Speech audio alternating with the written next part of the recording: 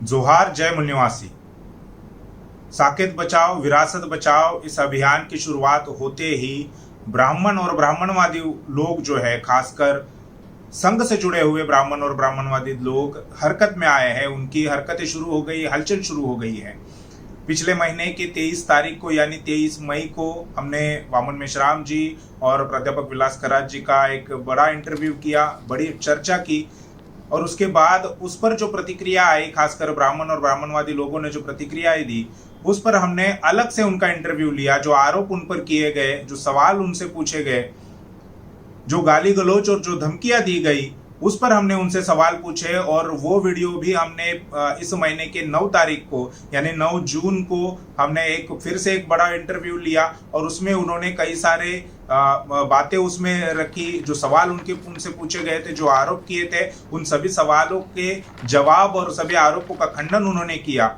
उसके बाद और ये जो चर्चा हमने की, वो केवल फेसबुक पर जो प्रतिक्रिया ब्राह्मण लोगों ने दी थी उस पर हमने चर्चा की थी। इसके अलावा ट्विटर पर भी कई सारी प्रतिक्रिया आई है। और ऐसे ही एक ट्विटर की प्रतिक्रिया पर आज हम चर्चा करने वाले हैं। हमारे साथ फिर एक बार बहुजन क्रांति मोर्चा के राष्ट्रीय संयोजक माननीय वामन मेश्राम साहब है, और उनके साथ में प्राध्यापक विलास खरात जी, जो कि बुद्धिस्ट इंटरनेशनल नेटवर्क के राष्ट्रीय प्रभारी है।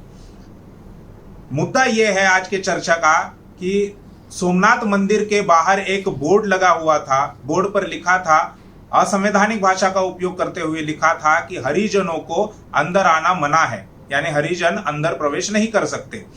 इसका एक पेपर में वो खबर आई। उसकी फोटो लेकर उस पेपर की कटिंग प्राध्यापक विलास खरात जी ने अपने ट्विटर हैंडल पर अपलोड की और उसके साथ में एक पोस्ट की। उन्होंने प्राध्यापक विलास खरात जी ने अपने पोस्ट में यह लिखा कि सोमनाथ मंदिर मूलतः बुद्ध विहार है, विदेशी ब्राह्मणों की अब खैर नहीं। सोमनाथ मंदिर बुद्ध विहार कैसे है, यह हम सप्रमाण आने वाले समय में सिद्ध करेंगे। ऐसी पोस्ट आने के बाद एन के उपाध्याय नाम के एक व्यक्ति ने, जो ट्विटर पर है और आरएसएस से जुड़ा हुआ एक ब्राह्मण व्यक्ति है, उन्होंने उस पर प्रतिक्रिया दी। तो ये जो उनकी चर्चा हुई या उनके उपाध्याय जी ने जो प्रतिक्रिया दी है, उस पर आज हम चर्चा करने वाले हैं। उपाध्याय जी की पहली टिप्पणी थी, पहली कमेंट ये थी कि भाई सभी मंदिर बौद्ध स्तूप है, अब तो खुश, लेकिन अब करोगे क्या? 80% दलित तो यह बात मानेंगे नहीं, उल्टे तुम्हें ही पागल कहेंगे। आदिवासियों को बुद्ध से कोई मतलब नहीं। ओबीसी जनरल तो 100% हिंदू है, अब ये 1% दलित जमाती क्या कर लेंगे? इस देश में रहना है तो जय श्री राम कहना होगा।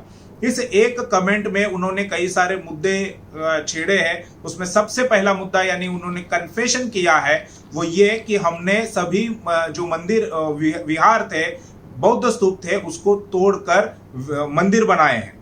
तो इस पर हम चर्चा करेंगे वन बाय वन, एक एक करके, एक एक मुद्दे पर हम वामन मेश्राम जी और प्राध्यापक विलास खरात, इनकी राय, उनका जो कहना है, वो हम लोग यहाँ पर जानने की कोशिश करेंगे। मैं मेश्राम जी से पूछना चाहूंगा कि ये जो उपाध्याय नाम के ब्राह्मण ने ये टिप्पणी की है कि भारत में सभी जो मंदिर है वो पहले बौद्ध स्तूप थे, इस पर क्या कहेंगे? सबसे पहले मैं ये कहना चाहता हूँ जी कि उपाध्याय जी जो है, जी, जिस तरह की बोली और जिस तरह की भाषा वो लिख रहे हैं, उस हिसाब से ये कहा जा सकता है कि उपाध्याय जी आरएसएस के व्यक्ति हैं। जी, हमें कोई इतराज नहीं है कि कोई आदमी आरएसएस का है या नहीं है। जी, हर एक को संगठन बनाने का, चलाने का, अपनी विचारधारा का प्रचार प्रसार करने का अधिकार है संविधान के अनुसार, ये हम मानते हैं। तो जो आरएसएस की विचारधारा है उसके अंतर्गत उपाध्याय जी ने ये बात लिखी हुई है। जी, जितना भी उन्होंने ट्वीट लिखा है उसके अनुसार ऐसा कहा जा सकता है कि सभी मंदिर बौद्ध स्तूप है। अरे उनका मायना ये है कि जो आज के तारीख में मंदिर दिखाई दे रहे हैं जी, वो बौद्ध वास्तुओं को, बौद्ध स्तूपों को, बौद्ध विहारों को, संघाराम को और बौद्ध से संबंधित जो भी वास्तुएं हैं उन लोगों को उनको तोड़कर ये मंदिर बनाए हुए है, ऐसा उपाध्याय जी का कहना है। जी। और अगर वो ऐसा कहते हैं तो मैं ऐसा मानता हूँ कि उपाध्याय जी पहला आरएसएस और ब्राह्मण जाति का व्यक्ति है जिन्होंने इस सच्चाई को कबूल किया, कन्फेस किया कि बौद्ध मंदिरों को, विहारों को, स्तूपों को या बुद्ध से संबंधित वास्तुओं को तोड़कर ये मंदिर सारे देश भर में बनाए हुए हैं। जी। ये उन्होंने कबूल किया, जी। इसलिए मैं ऐसा मानता हूं कि वो एक ईमानदार आदमी है।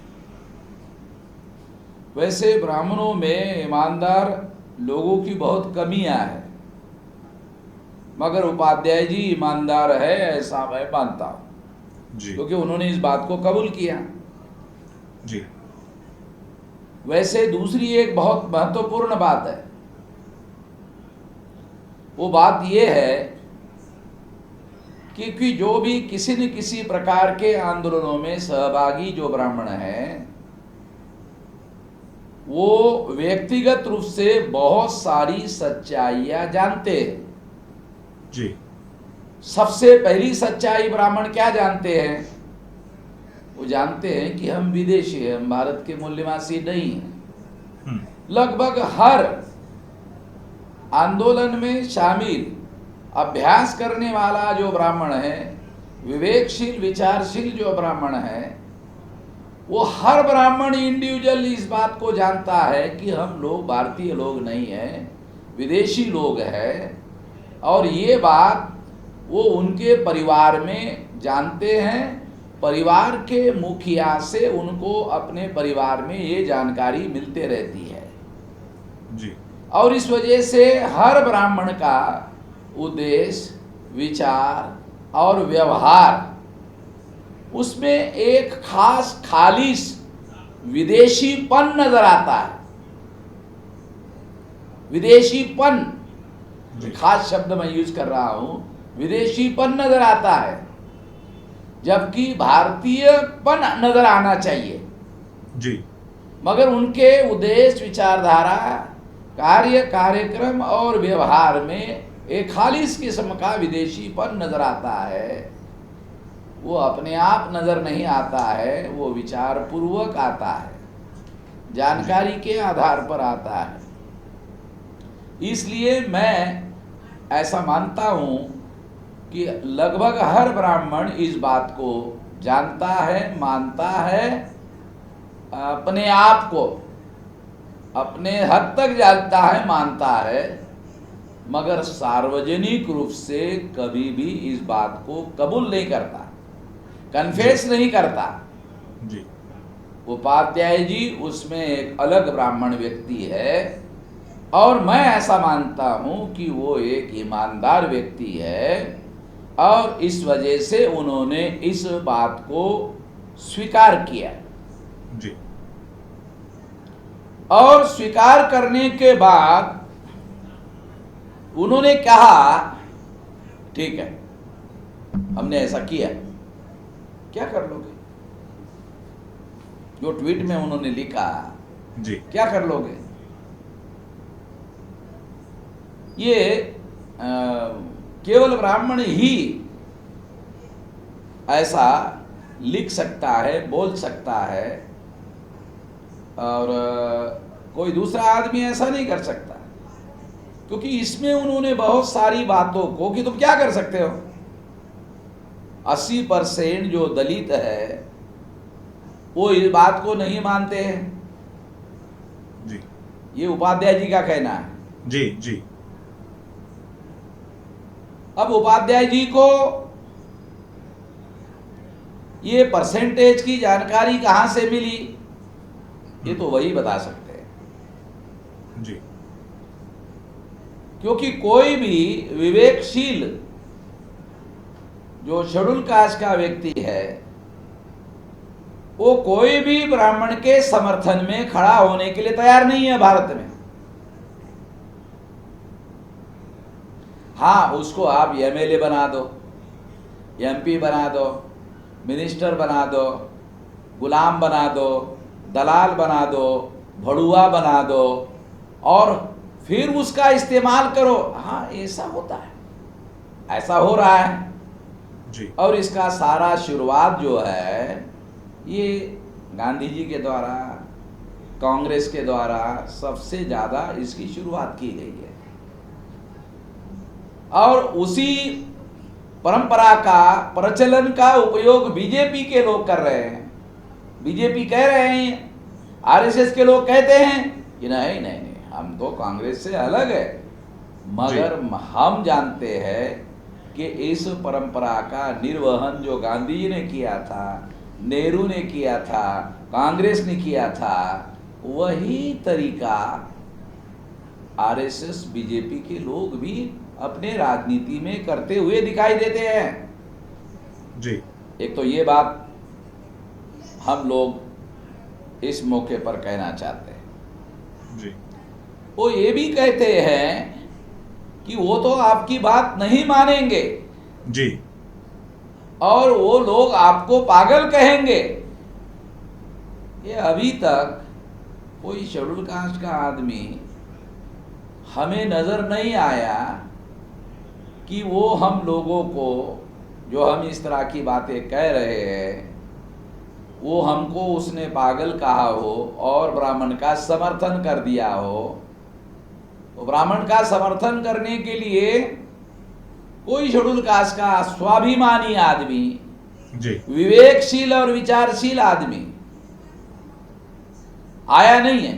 दलाल और भड़वे लोग आते रहते हैं और दलाल और भड़वों का कोई मूल्य और महत्व नहीं होता है, जी क्योंकि वो मानसिक रूप से ब्राह्मणों का गुलाम है। तो गुलामों के विचार का कोई मूल्य नहीं होता है। क्यों? क्योंकि गुलाम के अपने कोई विचार नहीं होते हैं। उसका जो मालिक होता है वो अपने मुंह से अपने मालिक की ही बात करता है, इसके अलावा कुछ नहीं करता है। इसलिए उसके विचार का कोई मूल्य है नहीं है। मगर ऐसे लोगों की संख्या भी हमें कहीं पर नजर नहीं आती है। हाँ, एक बात जरूर है, कुछ ब्राह्मण लोग झूठ मूठ के वो बना लेते हैं, फेक अकाउंट बनाते हैं और उसमें वो खुद ही लिखते हैं, होते ब्राह्मण है, अकाउंट फेक होता है और उसके द्वारा लिखते हैं कि मैं दलित हूँ, शेड्यूल कास्ट हूँ और मैं ब्राह्मण का समर्थक हूँ। ऐसा या ब्राह्मणों की विचारों का या मैं उनकी सारी गुलामी का समर्थक हूँ और प्रशंसक हूँ, ऐसा फेक अकाउंट वाले लोग ही लिखते हैं। और जब हम उनको कहते हैं कि तुम्हारा नाम, तुम्हारा पोस्टल एड्रेस और तुम्हारा टेलीफोन नंबर सार्वजनिक कर दो, तो उसी में पकड़ में आ जाता है। वो नाम घोषित नहीं करता है ओरिजिनल, अपना अपना टेलीफोन नंबर घोषित नहीं करता है, आपका पोस्टल एड्रेस घोषित नहीं करता है। उससे पता चल जाता है कि वो ब्राह्मणों का या तो गुलाम है या तो खुद ब्राह्मण है। इसलिए वो खुलकर ये बात कर नहीं सकता, क्योंकि ऐसे स्वाभिमानी संप्रदाय के लोग सारे देश भर में फैले हुए हैं और ऐसे लोगों का बंदोबस्त करने के लिए ज्यादा समय नहीं लगता है जी। क्योंकि अगर वो गैर कानूनी कोई काम कर रहे हैं तो कानूनन भी उनका बंदोबस्त किया जा सकता है। ये बात मैं खास तौर पर कहना चाहता हूँ। जी। विलास दूसरा करण उपाध्याय जी ने आगे कहा जी कि आदिवासियों को बुद्ध से कोई मतलब नहीं है। जी जी चलो मान लेते हैं कि आदिवासियों को बुद्ध से कोई मतलब नहीं है, मगर ऐसे दस्तावेजी प्रमाण है कि बहुत सारे ऐसे एरिया में आदिवासी बुद्धिस्ट लोग हैं। जैसे चकमा बुद्धिस्ट है जो बांग्लादेश के अंदर पहाड़ियों में निवास करते हैं और वो लाखों की संख्या में भारत में आए थे और भारत सरकार ने प्लान बनाकर उनको बांग्लादेश में भेजा। वो बांग्लादेश में आज भी बुद्धिस्ट है, जी चकमा बुद्धिस्ट। तो इससे ये बात सिद्ध हो जाती है कि आदिवासी भी बुद्धिस्ट है।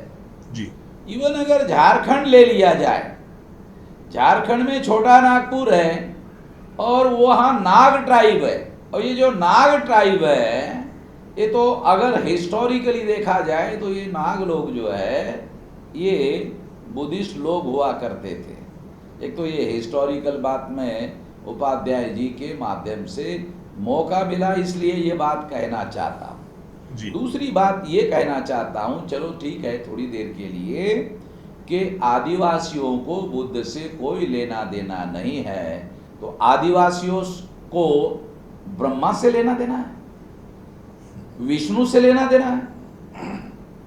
आदिवासी तो वो नेचर पूजक है, निसर्ग पूजक है।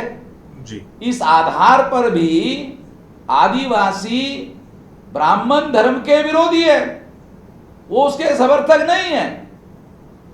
ये बात जी बहुत अहम है जो मैं उपाध्याय जी की जानकारी में बताना चाहता हूं, और ये जानकारी दूसरे लोगों को भी होना बहुत जरूरी है। मगर भारत में ऐसे बहुत सारे आदिवासी हैं जिनकी लड़ाई में हम सब लोग उनका साथ और सहयोग दे रहे हैं। तो अपना धर्म जो उनको सही लगता है आदिवासियों को, वो रखकर यदि कोई आदिवासी अपना धर्म बचाकर, जो नेचर पूजक धर्म है वो बचाकर रखकर, अगर दूसरे शोषित पीड़ित लोगों के आंदोलन का समर्थन करते हैं, तो ऐसे आदिवासी करोड़ों की संख्या में भारत में आपको मिलेंगे। उपाध्याय जी भ्रम में ना रहे, परिस्थितियों का पूर्ण आकलन उनके पास नहीं है। हाँ, ये समझना जरूरी है, इसलिए मैं ये बात आप लोगों को बता रहा हूं, और आने वाले समय में उनको ये बात दिखाई देगी कि सारे देश भर में आदिवासी इस आंदोलन का समर्थन करते हुए, संगठित रूप से समर्थन करते हुए दिखाई देंगे। जी क्यों? क्योंकि दूसरे लोग जो बुद्धिस्ट लोग हैं, जो शेड्यूल कास्ट लोग हैं, जो ओबीसी लोग हैं, जो माइनॉरिटी के लोग हैं, वो लोग आदिवासियों के संकट में, आदिवासियों के समर्थन में खड़े होते हैं।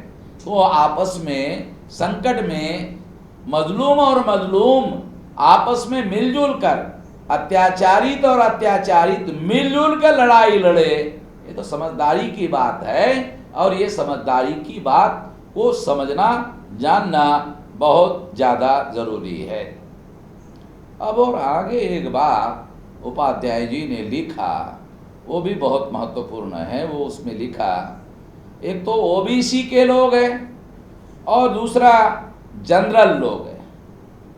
जी तो जो जनरल शब्द है ये रिजर्वेशन की वजह से बना हुआ है। एक तो रिजर्व कैटेगरी और दूसरा जनरल कैटेगरी, जो रिजर्वेशन में जहां मिल रही है, इस तरह का शब्द बना।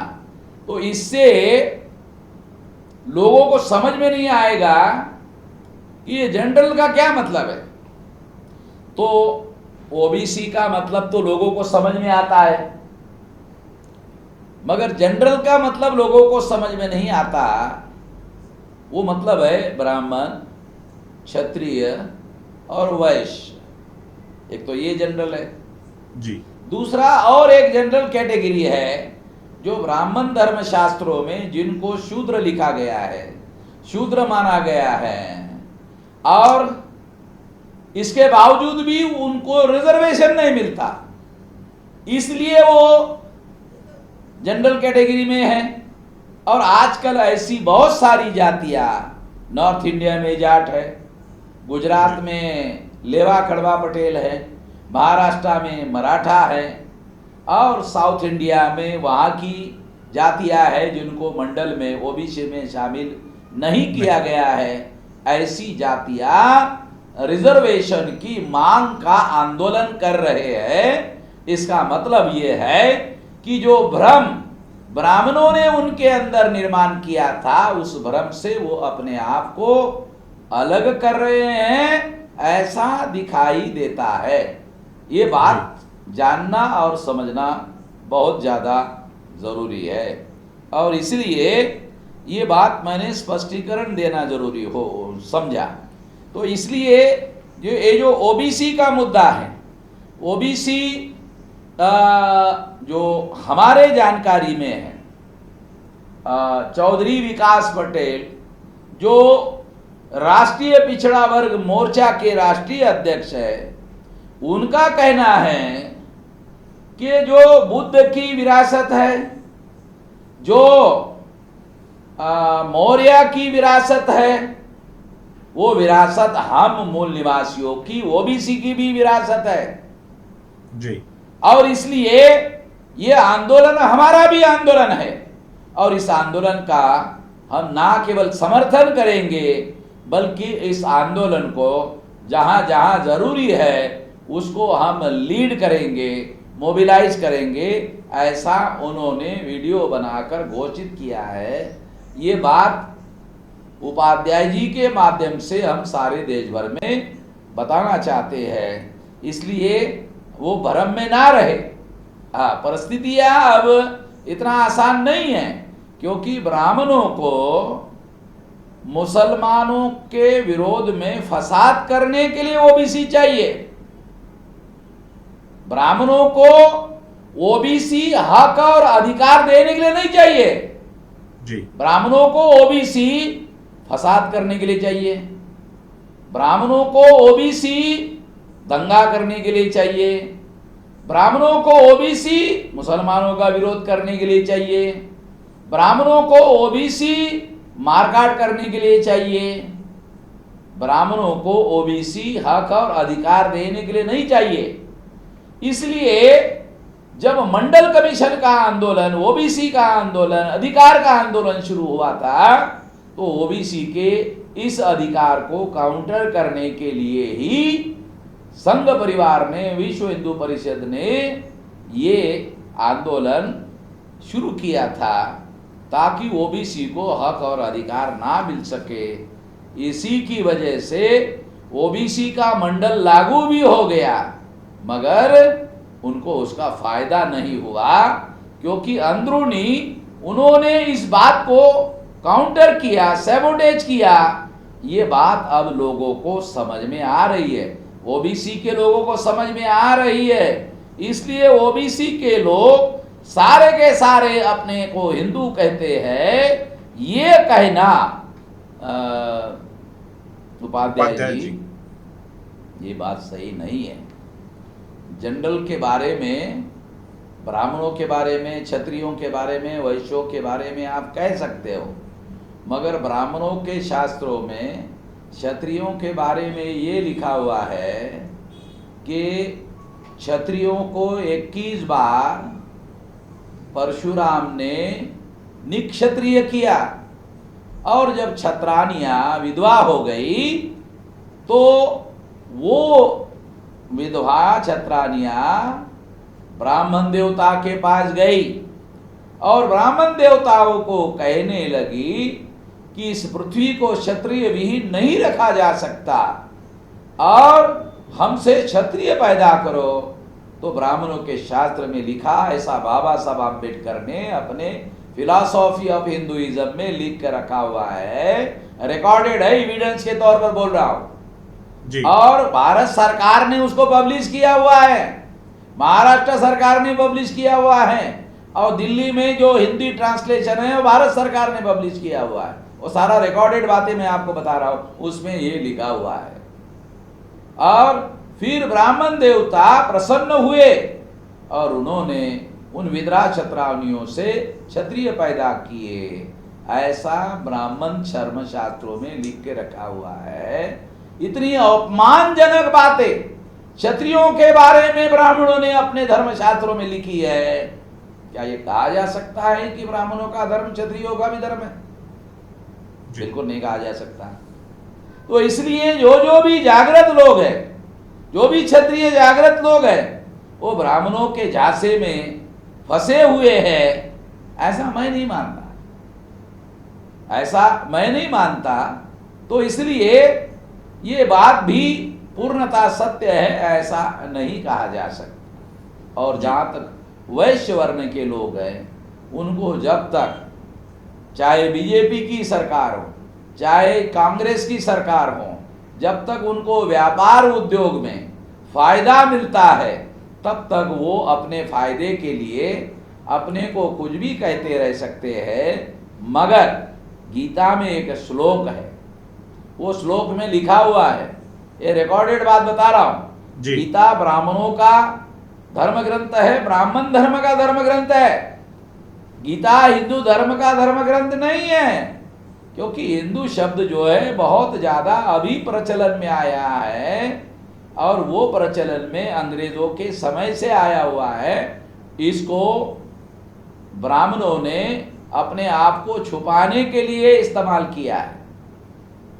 सारे साधारण लोगों को इस नाम के तहत इकट्ठा करने के लिए, इस्तेमाल करने के लिए कहा हुआ है। अन्यथा ब्राह्मणों के धर्म का मूल नाम ब्राह्मण धर्म है। और आजकल वो लोग अपने को सनातन धर्मी भी कहते हैं। ये सनातन शब्द उन्होंने बुद्ध से चुराया हुआ है, ये सही नहीं है। और एक बात, ये जो हिंदू शब्द 100% हिंदू ऐसा कहा उपाध्याय जी ने, मैं ये कहना चाहता हूँ कि जो हिंदू शब्द है, ये मुसलमानों का दिया हुआ शब्द है। ये पर्शियन भाषा जो मुस्लिम बोलते थे उनके द्वारा दिया हुआ है, ऐसा खुद उपाध्याय जी ने दूसरे एक ट्वीट में कबूल किया हुआ है। तो ये उस बात के बारे में मैं बाद में दोबारा ये बात कहूँगा, मगर एक खास बात आगे उन्होंने कही। अब ये 1% दलित जमाती क्या कर लेंगे? इस देश में रहना है तो जय श्री राम कहना होगा, ऐसा उपाध्याय जी ने कहा। ये सारा जो ट्वीट है, जो पहली लाइन है, वहां बाद में छोड़कर उसका एक बहुत अर्थ निकलता है। वो ये है कि आप लोगों को जो हम कहेंगे वो करना होगा जी। जबरदस्ती का उसमें एक सिद्धांत है जी। हजारों सालों से ये लोग जबरदस्ती कहते आ रहे हैं, और जबरदस्ती की बात लिखी हुई है। ऐसा वो भाव उसके अंदर दिखाई देता है कि तुम 1% हो, तुम क्या कर लोगे? सारी भीड़ हमने इकट्ठा कर ली है, और भीड़ हम जो कहते हैं वैसा करती है। इसका मतलब है जो उपाध्याय जी कहते हैं वो क्या है? हाँ, ये बात सही है कि हमने बौद्ध मंदिरों को तोड़ा, बौद्ध विहारों को तोड़ा, बौद्ध स्तूपों को तोड़ा। हाँ, ये बात सही है, मगर हम कहते हैं तुम क्या कर लोगे जी? सारी भीड़ तो हमारे साथ है, सारे लोग तो हमारे साथ है, बात सही तुम्हारी है, सच्चाई तुम्हारी है, इतिहास तुम्हारा है। इतिहास जो कहता है वो तुम कह रहे हो, पुरातत्व कह रहा है वो तुम कह रहे हो, तुम्हारी बात सही है, मगर भीड़ हमारी है जी। भीड़ के आधार पर हम तुमको मजबूर कर देंगे कि हमारी बात मानो। उपाध्याय जी ने बहुत अच्छा काम किया है। उपाध्याय जी ने ये जो सच लिखा है, सच बोला है, ऐसा किसी ब्राह्मण ने नहीं कहा। इसलिए मैं उपाध्याय जी को बहुत ईमानदार ब्राह्मण मानता हूं। वैसे ईमानदारी का और ब्राह्मण का कोई संबंध नहीं है। जी संस्कृत भाषा में ईमान नाम का कोई शब्द ही नहीं है। ईमान तो अरेबिक भाषा का शब्द है, क्योंकि ब्राह्मण का और ईमान का कोई संबंध नहीं है। ईमान से ईमानदारी शब्द बना हुआ है, ब्राह्मण का ईमानदारी से कोई संबंध ही नहीं है। जी मगर उपाध्याय जी ईमानदार आदमी है। उन्होंने केवल 6-7 लाइन में इतनी सारी बातें बोल दी है, इतनी सारी बातें बोल दी है कि हम तुमको कहेंगे, तुमको जय श्री राम बोलना पड़ेगा। यानी जैसे धमकी दी है। जबरदस्ती कह रहे, जबरदस्ती से कह रहे, ऐसा मानना पड़ेगा। जी तो ये बहुत बड़ी सच्चाई उन्होंने बोली कि हम इस देश में सारा काम सरकार की मदद से, शासन की मदद से, प्रशासन की मदद के, पुलिस की मदद से, जुडिशियरी की मदद से, मीडिया की मदद से तुम लोगों के ऊपर जबरदस्ती करेंगे जी और तुमको मजबूर कर देंगे कि तुम जय श्री राम कहो। अगर तुमको इस देश में रहना है तो तुमको जय श्री राम कहना होगा। ये उपाध्याय जी और आरएसएस के लोग मुसलमानों को यही कहते हैं और अभी हमारे लिए भी कहते हैं जी। और उन्होंने ये खुलकर कहा। तो मैं उपाध्याय जी को इतनी ईमानदारी से बातें कहने के लिए, लिखने के लिए बहुत बहुत धन्यवाद देता हूँ। और ये कहने से ब्राह्मणों का जो विश्व है इंटरनल, ब्राह्मणों का जो इंटरनल विश्व है, उस इंटरनल विश्व में क्या चल रहा है, हम सब बहुजनों के बारे में उसका रिफ्लेक्शन उसके अंदर आया हुआ है। अंदर खाते में क्या चल रहा है, ये भी एक बहुत अहम बात खुलकर सामने आ गई है। तो इसके लिए मैं बहुत ज़्यादा, बहुत बहुत साधुवाद, बहुत बहुत धन्यवाद देना चाहता उपाध्याय जी। इतना ही कहना चाहता जी। जिनके ट्वीट की वजह से ये सारी चर्चा हो रही है, वे प्राध्यापक विलास खरात जी भी हमारे साथ है। विलास खरात जी, क्या कहेंगे जो ब्राह्मण ने, उपाध्याय जी ने जो ट्वीट किया है या रिप्लाई आपको दिया है, और उन्होंने जो कन्फेशन किया है कि हाँ हमने ये सारे बौद्ध स्तूपों को तोड़ दिया है, क्या कहेंगे इस पर? सबसे पहले आपको धन्यवाद देना चाहते हैं कि आपके चैनल पर इस विषय को चर्चा का मुद्दा बना है। जैसे ही साकेत मुक्ति आंदोलन की घोषणा हुई जी, उसके बाद ब्राह्मण वर्ग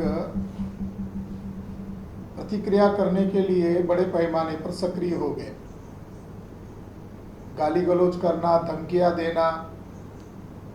अब इसके बाद उपाध्याय जी का ये ट्वीट रिप्लाई आया, इसमें एक रहस्य छुपा हुआ है हिस्टोरिकल दृष्टिकोण से मेरी नज़र में। पहली बात तो उन्होंने, हम जो आंदोलन कर रहे हैं उसमें ये बात हमने विद एविडेंस साबित कर दी कि लॉकडाउन का सहारा लेकर उन्होंने वहाँ पर जो प्राचीन मौर्यकालीन बुद्ध स्तूप है उसको जेसीबी लगाकर तोड़ा। ये हम लोगों को विद एविडेंस, आर्कोलॉजिकल एविडेंस के आधार पर लोगों को बताने में कामयाब हो गए। तो उपाध्याय की ये प्रतिक्रिया है कि हाँ हमने तोड़ा, ये उसका पहला मतलब है जी। यानी ये कबूल किया कि जो बुद्ध भूमि है, साकेत है, जिसको आज ये अयोध्या कह रहे हैं, वहाँ पर बुद्ध स्तूप था और योगी आदित्यनाथ और चंपत राय ने प्लानिंग करके लॉकडाउन का सहारा लेकर वो तोड़ा। ये कबूल किया उपाध्याय ने, आरएसएस के प्रतिनिधि होने के नाते ये कबूल कर दिया। तो ये जानकारी हमारे बहुजन समाज के लोगों को देना भी जरूरी है। दूसरी महत्वपूर्ण बात, उसने उसके साथ ये भी कबूल किया कि देश भर के जितने भी बुद्ध स्तूप है, विहार है, उसको हमने तोड़ा और उसको हमने मंदिर में तब्दील किया, ये भी उसने कबूल किया। अब वो ब्राह्मण जान रहा है, मगर वो कौन सी जगह को तोड़ा, तो उसने एक लाइन में बोल दिया कि सभी जगह को तोड़ दिया। मैं उदाहरण के लिए बताना चाहता हूँ सभी जगह में क्या क्या आता है, इंक्लूडिंग साकेत। इंक्लूडिंग जगन्नाथपुरी का जो मंदिर है, युवन संघ कहता है कि उसका नाम उदंतपुरी है। उदंतपुरी का मतलब क्या है कि तथागत भगवान गौतम बुद्ध के वहां पर दांत की अस्थियां रखी गई थी, इसलिए उसको दंतपुरी या उदंतपुरी कहा जाता था। वहां 4 बड़े स्तूप थे। उसको ब्राह्मणों ने बाद के समय में कैप्चर कर लिया। आज ब्राह्मणों के नियंत्रण में जगन्नाथपुरी। जब राष्ट्रपति कोविंद जी वहां गए तो ब्राह्मणों ने राष्ट्रपति को तक हाथापाई की, उनको जलील किया और धक्के मारकर वहां से निकाल दिया। राष्ट्रपति की तक उन्होंने अहमियत नहीं रखी, क्योंकि राष्ट्रपति शेड्यूल कास्ट से आते हैं।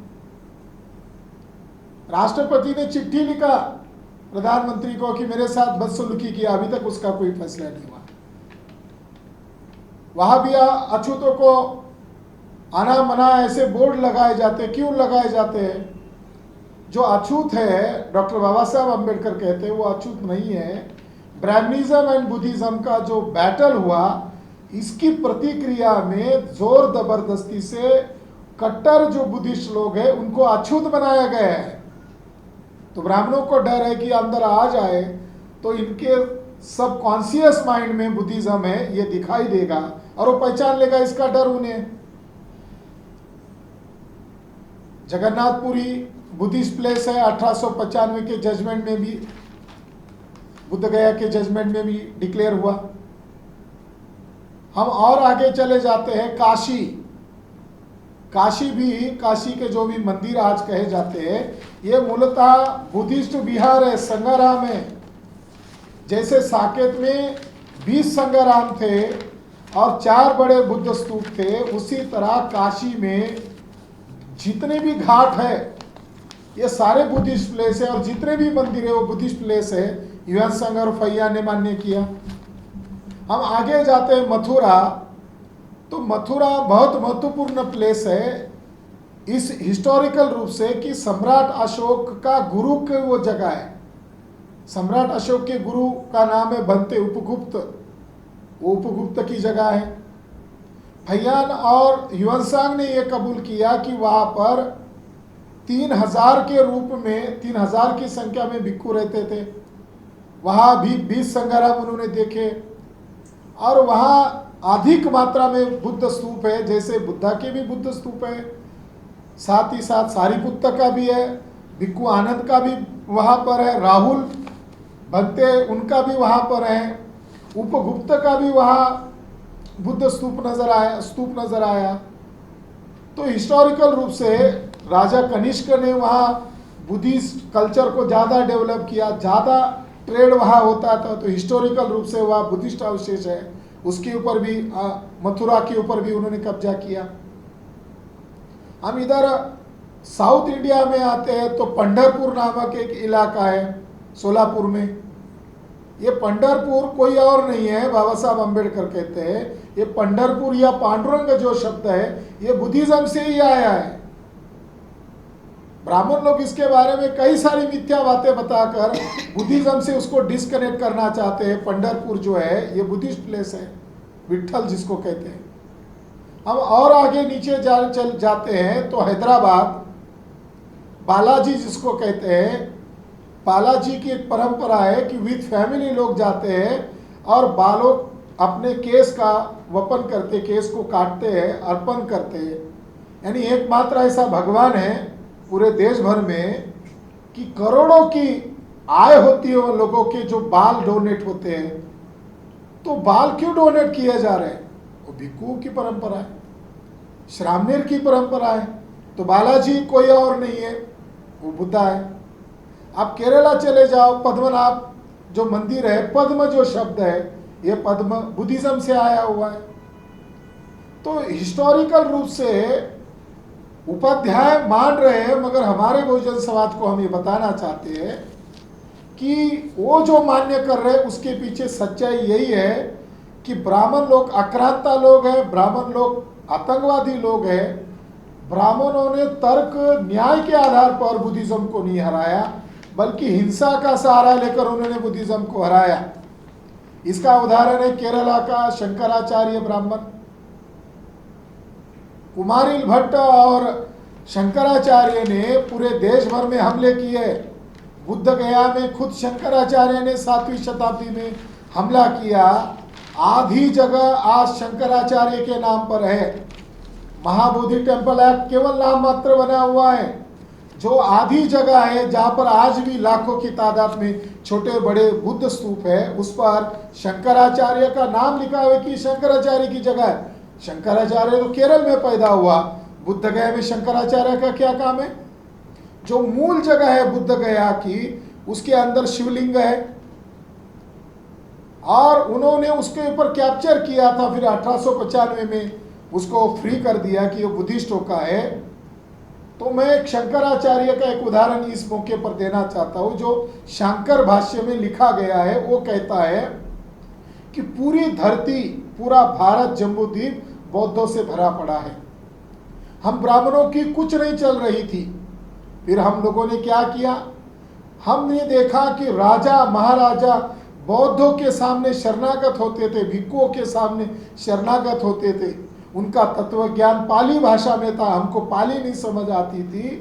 तो हमने भेष बदलकर उनके यूनिवर्सिटी में दाखिल हुए, उनका तत्व ज्ञान सीख लिया और हमने भी केश मुंडन किए और डुप्लीकेट भिक्षु बनाए और ओरिजिनल भिक्षु संघ में घुसकर हमने भिक्षुओं का कत्लेआम किया। शांकर भाष्य में ये क्राइम का रिकॉर्ड दर्ज है और ब्राह्मण गर्व से कहते हैं कि शंकराचार्य और कुमारिल भट्ट ने बौद्ध भिक्षुओं की हत्या किया, इसीलिए शंकराचार्य को प्रचंड बौद्ध कहते हैं। पुष्यमित्र शुंग ने क्या किया?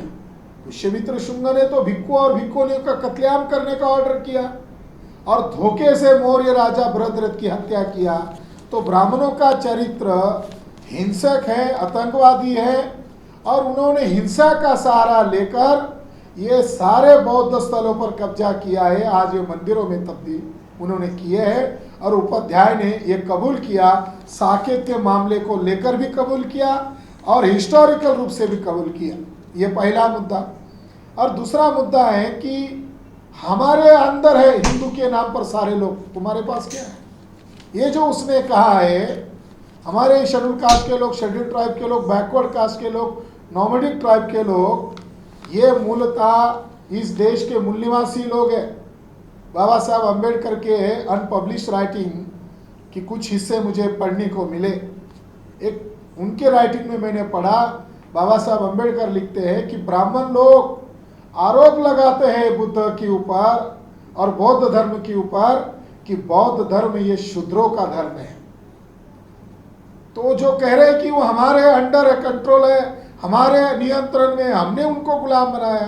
बाबा साहब अम्बेडकर के राइटिंग से मुझे पता चला कि schedule caste, schedule tribe, backward caste, nomadic tribe के लोग जो है ये सारे के सारे लोग बुद्धिस्ट लोग हैं। तो जब ये इन लोगों को पता चलेगा, जागृति हो जाएगी, तो ये ब्राह्मण धर्म को त्याग देंगे। ये ब्राह्मणों को डर है। उपाध्याय ने अच्छा किया कि मगरूरी के भावना में व्यक्त किया। आज SC, ST, OBC और माइनॉरिटी के लोगों को पता है कि हिंदू गाली है। हिंदू, मैंने आगे उसको जवाब दिया था अगले इसी ट्वीट को लेकर कि बताओ उपाध्याय जी, रामायण में हिंदू क्यों नहीं है? गीता में हिंदू क्यों नहीं है? श्रुति स्मृति में हिंदू क्यों नहीं है? महाभारत में हिंदू क्यों नहीं है? पुराणों में हिंदू क्यों नहीं है? वो बहुत मजेशीर जवाब दिया उन्होंने।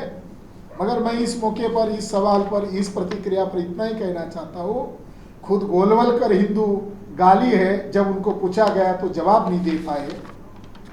और वो जो अरुण शौरी, उनका बड़ा थिंकर माना जाता है, 2006 में उन्होंने किताब लिखी थी, उलेमा, फतवे और उनकी दुनिया। इस किताब में अरुण शौरी ने खुद कबूल किया कि हिंदू पर्शियन भाषा का शब्द है और हिंदू का मतलब चोर, काला, डाकू, गुलाम। इस रूप में हिंदू गाली है, आदिवासी हिंदू नहीं है। आदिवासी ने मोहन भागवत, मध्य प्रदेश में मोहन भागवत का विरोध किया। वो कहते हैं कि आदिवासी बुद्धिस्ट नहीं है। मैं आपको मिसाल के तौर पर बताना चाहता हूँ कि उड़ीसा में एक महिमा धर्म नाम का धर्म है और उसका जो चलाने वाला जो मुखिया है, वो जो संत है, संत भीमा भोई, ये ट्राइब कम्युनिटी से है और इनको मानने वाले आदिवासी भी है, शेड्यूल कास्ट के लोग भी है, बैकवर्ड कास्ट के लोग भी है। और इन्होंने जगन्नाथपुरी ब्राह्मणों से मुक्त करने का आंदोलन शुरू किया था और कई लोगों को जेल हुई और कई लोगों को ब्राह्मणों ने मार गिराया था। फिर भी भीमा भोई ने ब्राह्मणों के सामने सरेंडर नहीं हुए, बल्कि एक हम हिंदू नहीं हैं, हम ब्राह्मणों के गुलाम नहीं हैं, हम वैदिक धर्म के गुलाम नहीं है, ये सिद्ध करने के लिए महिमा धर्म की स्थापना किया। और उनका जो काव्य है और उनका जो तत्व ज्ञान है उसमें उन्होंने खुले तौर पर लिखा कि हमारा गुरु बुद्धा है और वो फिर आने वाले हैं और बुद्ध धर्म फिर से पुनर्जीवित होने वाला है। इसके लिए हमने नाम बदलकर महिमा धर्म का आरंभ कर दिया है। तो मैं उपाध्याय की बात को इनकार करता हूँ। आंध शब्द ये ट्राइब में आता है। बुद्ध को पहला जो व्यक्ति मिला उर्वेला में वो आंध था। ये जो मुंडा जो शब्द है ये नाग लोगों का शब्द है। नाग लोग बुद्धिस्ट थे और नाग लोगों को ही ब्राह्मणों ने असुर, राक्षस, दस्यु कहा। बाबा साहब अम्बेडकर कहते हैं वाराणसी में, पहली बात, जो अपने आप को हिंदू कहने वाले जो लोग हैं ये हिंदू नहीं है बल्कि ये नाग लोग हैं। और नाग लोगों ने ही बुद्ध धर्म को स्वीकार किया था और ब्राह्मणों के सारे धर्म ग्रंथ में नागों की हत्या की गई है, नागों को प्रताड़ित किया गया है, नागों को जलाया गया है। तो ब्राह्मणों के दुश्मन है नाग। क्यों? क्योंकि वो वैदिक धर्म को न मानने वाले लोग हैं, वो बुद्धिज्म को मानने वाले। बाबा साहब अम्बेडकर ने वाराणसी में ब्राह्मणों के गढ़ में चुनौतीपूर्ण भाषण में कहा, आखिरी भाषण में, कि जो अपने आप को हिंदू कहते हैं ये मूलतः नाग लोग हैं और ये पूर्वाश्रमी के बुद्धिस्ट लोग हैं। ये पहला सिद्धांत बताया। उस सिद्धांत को जाहिर करते हुए उन्होंने कहा भारत का इतिहास कोई और इतिहास नहीं है बल्कि ब्राह्मणिज्म और बुद्धिज्म का बैटल का इतिहास ही भारत का वास्तविक इतिहास है। दूसरा सिद्धांत उन्होंने बताते हुए कहा कि ये जो मुसलमान लोग हैं ये भी पूर्वाश्रमी के बुद्धिस्ट लोग हैं। बहुत आश्चर्यजनक बात है। बाबा साहब अम्बेडकर कहते हैं कि जब बुद्धिज्म को डिक्लाइन किया, हिंसा के जरिए से खत्म किया गया, तो ये समानता को मानने वाले लोग भारी संख्या में कन्वर्ट हो गए। आप अगर राज्य वाइज डाटा करो, उत्तर प्रदेश में पॉपुलेशन देखो 20 से 25% है, बंगाल में पॉपुलेशन देखो 38% है, महाराष्ट्र में पॉपुलेशन देखो 11% है। साउथ इंडिया जो बहुत बड़ा बुद्धिज्म का केंद्र था, भारी संख्या में साउथ इंडिया में जो मुस्लिम लोग हैं ये कन्वर्ट हुए लोग हैं, ये बुद्धिस्ट से कन्वर्ट हुए लोग हैं। बाबा साहब अम्बेडकर कहते हैं कि ऋग्वेद ब्राह्मणों का पवित्र ग्रंथ है, तो ऋग्वेद के आखिरी कांड में, दशम कांड में पुरुष सूक्त क्यों जोड़ा, पहले अध्याय में क्यों नहीं है? नागों की हत्या की गई और इसीलिए प्रतिक्रिया, जब नागों को परास्त किया और नाग लोग जत्थेबंद न हो जाए ब्राह्मणों के खिलाफ, उनके अंदर डर पैदा करने के लिए ब्राह्मणों ने कहा तुम वर्ण व्यवस्था में शूद्र हो। और उन्हीं धर्म ग्रंथ में ब्राह्मणों की श्रुति स्मृति में लिखा हुआ है ब्राह्मण वेद नहीं पढ़े, शूद्र वेद नहीं पढ़ेगा, पढ़ाएगा नहीं, शूद्र ज्ञान हासिल नहीं करेगा, अगर पढ़ेगा तो उसकी जीवा काटी जाएगी, अगर देखेगा उसकी आंख फोड़ी जाएगी, अगर बोलेगा तो उसका हत्या की जाएगी। मनुस्मृति में भी यही बात लिखी है कि ब्राह्मण को आंख देखकर नहीं देख सकता। नरेंद्र मोदी पिछड़े वर्ग के कहते हैं, मनुस्मृति में क्या लिखा है तेली जाति के बारे में? लिखा है कि सवेरे सवेरे तेली का मुंह तक नहीं देखना चाहिए। आगे लिखा है मनुस्मृति में, वर्मा साहब ने उनकी किताब में ये लिखा हुआ है, वो मैंने पढ़ा है, मुझे याद है, डॉक्यूमेंट्री के आधार पर मैं बता रहा हूं कि लिखा है कि 1000 वेश्या के बराबर एक तेली होता है। तेली बुद्धिस्ट है, इसीलिए प्रतिक्रिया के रूप में ये कहा जा रहा है। नरेंद्र मोदी इसका विरोध नहीं कर रहे, मगर तेली जो लोग जो जागृत हो गए वो इस बात का विरोध कर रहे हैं। इसीलिए उपाध्याय जो कह रहे हैं वो सही नहीं है। पिछड़े वर्ग के लोग, अनुसूचित जाति के लोग, ट्राइब लोग, घुमंतु जनजाति के लोग ब्राह्मण के षड्यंत्र को समझ चुके हैं। संकेत जी। जी, अगली जो प्रतिक्रिया थी उनकी, जिसका जिक्र आपने भी किया और वामन मेश्राम जी ने भी किया है, वो प्रतिक्रिया हिंदू शब्द को लेकर थी, हिंदू धर्म को लेकर थी। दो प्रतिक्रियाएं उन्होंने दी है जो मैं आप लोगों को पढ़कर सुनाता हूँ। पहली प्रतिक्रिया उनकी ये है कि ब्राह्मण कभी षड्यंत्रकारी नहीं रहा है, उसने भी समाज में भेद डालने की कोशिश कभी नहीं की, सब कुछ त्याग करके बुद्ध की तरह उपदेश देता रहा है। संसार के सारे धर्मों का मूल सनातन धर्म है। एक दूसरी प्रतिक्रिया उनकी ये है कि हिंदू शब्द 1000 साल पहले अस्तित्व में आया, यह नाम मुगलों ने दिया, ये वो यहाँ पर भी वो कबूल कर रहे। फिर पलटी मार रहे, फिर कह रहे हैं कि सनातन धर्म ही हिंदू धर्म है। सनातन धर्म में न हिंदू शब्द है न जाति भेद है, वह मुगलों अंग्रेजों की चाल रही, फूट डालो और राज करो, और आप अभी भी इसी का शिकार है। मुसलमानों ईसाइयों के कहने पर आप फूट डाल रहे, यानी पिछली बार जो आरोप हुए थे वही आरोप फिर एक बार उपाध्याय जी कर रहे। क्या कहेंगे मेश्राम जी? मैं उपाध्याय जी को जी बार बार कह रहा हूं कि उपाध्याय जी में ईमानदारी का कीड़ा है जी जो ब्राह्मणों में आमतौर पे पाया नहीं जाता है। तो इसके लिए मैं धन्यवाद देता हूँ उपाध्याय जी। ये धन्यवाद के पात्र है कि उन्होंने हिंदू शब्द पुराना नहीं है, प्राचीन नहीं है ये कहा जी। हिंदू शब्द ये मुसलमानों का, ये आक्रमणकारी मुसलमानों का जब भारत में आगमन हुआ उसके बाद ये शब्द भारत में आया, और ये बात उपाध्याय जी कबूल करते हैं जी। और ये बात कबूल करना आसान काम नहीं है, मगर उन्होंने इस बात को कबूल किया है कि ये काम मतलब नाम हिंदू जो है ये मुसलमानों के द्वारा दिया हुआ है। तो आजकल ब्राह्मण लोग गर्व से कहो हम हिंदू है ऐसा प्रचार करते हैं। तो मुझे ये समझ में नहीं आता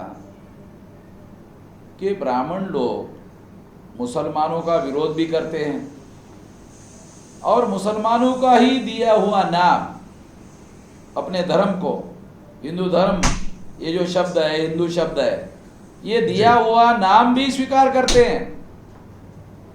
तो इसका मतलब ये है कि ब्राह्मणों ने अपने धर्म का नाम खुद नहीं दिया है। ब्राह्मण दूसरों के घरों में जाते हैं और दूसरों के बच्चों का नामकरण करते हैं, बड़ी हैरानी की बात है। अपने धर्म का नाम निर्धारित नहीं कर पाए।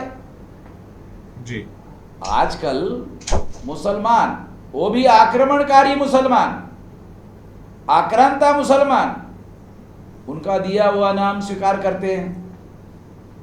बड़ी शर्म की बात है, बड़ी लज्जा की बात है। ब्राह्मणों को शर्म लगना चाहिए कि वो ब्राह्मण का विरोध भी करते हैं और ब्राह्मण का दिया हुआ नाम स्वीकार भी करते हैं। एक बात जी। दूसरी बात, इसका मतलब है उन्होंने अपने धर्म को मुसलमानों का दिया हुआ हिंदू नाम स्वीकार कर लिया। दूसरी बात, वो अपने धर्म को आगे कहते हैं कि बता दिया ना भाई, हिंदू शब्द 1000 साल पहले अस्तित्व में आया, यह नाम मुगलों ने दिया, सनातन धर्म ही हिंदू धर्म है। जी। सनातन शब्द भी उन्होंने बुद्ध से चुराया। एस धम्मो सनातनो, ये जो पाली का वाक्य है कि यह धर्म सनातन है, एस धम्मो सनातनो, यह धम्म जो है ये सनातन है। जैसे फॉर एग्जाम्पल मैं आपको एक उदाहरण देता हूं कि मनुष्य का जन्म होता है, जिसका जन्म होता है उसका मृत्यु होता है। इस दुनिया में कोई भी चीज जो जन्म लेती है उसका मृत्यु तय है। जी। इस विचार को बुद्ध ने सनातन सत्य कहा। इसको सनातन सत्य कहा। और ये सनातन शब्द उपाध्याय जी, ब्राह्मणों ने इस शब्द को भी बुद्ध से चुरा लिया। उपाध्याय जी, अभी जो हिंदू शब्द है वो भी मुसलमानों का दिया हुआ है, सनातन शब्द भी बुद्ध से चुराया हुआ है। तुम्हारा क्या है? तुम्हारा अपना क्या है? मुझे तो नहीं लगता तुम्हारा कुछ है। तुम कहते हो वैदिक धर्म, ऐसा शब्द प्रयोग तुम करते नहीं हो। तुम ब्राह्मण धर्म, ऐसा कहना चाहिए कि हमारे धर्म का ओरिजिनल नाम ब्राह्मण धर्म है, ऐसा तुमको कहना चाहिए, ईमानदारी से कहना चाहिए। ब्राह्मण लोग इस बात को स्वीकार नहीं करते, मगर ब्राह्मणों के धर्म का, ओरिजिनल धर्म का जो नाम है, अगर उसको वैदिक कहते हैं तो वैदिक में जो पुरुष सूक्त है वो वर्ण धर्म को मानता है। वर्ण धर्म का अर्थ ही ब्राह्मण धर्म है। और वर्ण धर्म में ब्राह्मण सर्वोपरि है, ब्राह्मण सबसे ऊपर है, उसके नीचे क्षत्रिय है। मुझे यह समझ में नहीं आता कि जो क्षत्रिय ब्राह्मणों के नीचे है ऐसा ब्राह्मण कहते हैं, वो क्षत्रिय इस बात की नीचता को स्वीकार क्यों करते हैं? वैश्य के बारे में गीता में लिखा हुआ है, स्त्री, शूद्र और वैश्य पाप योनि है। इसका मतलब है इनका जन्म ही पाप है। इस वजह से तो वैश्य लोग बड़े पैमाने पर जैन धर्म में धर्म परिवर्तित हो रहे, राजस्थान में बड़े पैमाने पर हो रहे, गुजरात में बड़े पैमाने पर हो रहे हैं। जैन धर्म में धर्म परिवर्तित हो रहे, सबसे ज्यादा संख्या में सबसे ज्यादा पैसे वाले लोग। और ब्राह्मण को, जैन धर्मी वो लोग जो है ब्राह्मण को अपना गुरु नहीं मानते। जैन धर्म में ब्राह्मणों को गुरु मानने के विरोध में है जी। तो ये मैं इसलिए ये बात कह रहा हूं कि जो हिंदू शब्द है वो स्वभावता जो विरोधी लोग हैं ब्राह्मण, जिनके, मुसलमानों के, ये उन्होंने दिया हुआ नाम है। और सनातन धर्म बुद्ध से चुराया हुआ नाम है। तो ब्राह्मणों को ईमानदारी से कहना चाहिए हमारे धर्म का नाम वैदिक है, अर्थात वर्ण धर्म है, अर्थात ब्राह्मण धर्म है, ऐसा उनको स्वीकार करना चाहिए और ऐसा इस बात का प्रचार करना चाहिए। जी। मुसलमानों का विरोध भी करने का और मुसलमानों का दिया हुआ नाम भी स्वीकार करने का, चाटने का यानी थूका थूकने का और फिर चाटने का भी अजीब है उपाध्याय जी। उनकी ही बात स्वीकार करने का, उनका विरोध करने का। दूसरी बात और आगे जो उपाध्याय जी कहते हैं कि आप लोग सनातन धर्म में न हिंदू शब्द है न जाति भेद है। अब हिंदू शब्द का जब हमने एविडेंस बता दिया कि ये मुसलमान का दिया हुआ है तो फिर सनातन पे आ गए। और अभी हमने सनातन के बारे में कहा कि ये बुद्ध से चुराया हुआ है, तो कुछ देर के बाद आपके सामने संकट खड़ा हो जाएगा कि हिंदू शब्द भी हमारा नहीं है, सनातन शब्द भी हमारा नहीं है, चला हमारा है क्या? तुम्हारा कुछ नहीं है। एक तो तुम यूरेशिया से आए हो तो तुम्हारा यहाँ क्या होगा? तुम यहाँ के मूल निवासी हो नहीं तो तुम्हारा यहाँ क्या होगा? तो तुम्हारा कुछ नहीं है। तो यहाँ की ही बातों को लेकर, यहाँ की ही बातों को संस्कार करके या शब्दों का अर्थ बदलकर उसको आपने अपने धर्म के साथ जोड़कर उसका प्रचार किया, क्योंकि उसको ही समाज में मान्यता थी, लोक मान्यता थी। उस शब्द को उठाया और उसका अपने हिसाब से प्रचार करके अपने धर्म के साथ जोड़ दिया। तो ये बातें समझना जरूरी। दूसरी आगे की बात है, यह मुगलों अंग्रेजों की चाल रही, क्योंकि सनातन धर्म में हिंदू शब्द नहीं है, सनातन धर्म में जाति भेद नहीं है। उपाध्याय जी, अब थोड़ा थोड़ा बेईमानी का, आप जैसे ईमानदार के अंदर भी बेईमानी आ रही कि सनातन धर्म में हिंदू शब्द नहीं है। बात सही है। सनातन धर्म में जाति भेद नहीं है। क्यों?